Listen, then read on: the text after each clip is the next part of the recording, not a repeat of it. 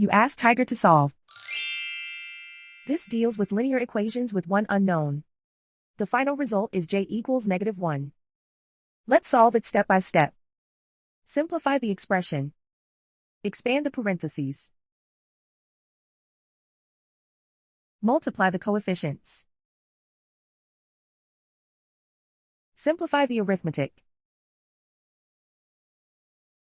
Group all j terms on the left side of the equation. Add 8j to both sides. Group like terms. Simplify the arithmetic.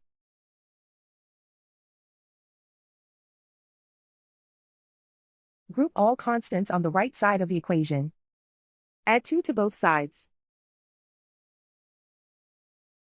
Simplify the arithmetic.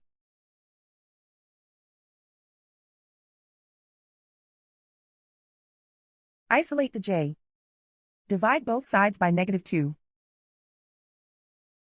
Cancel out the negatives. Simplify the fraction. Move the negative sign from the denominator to the numerator. Simplify the fraction. And so the final result is j equals -1.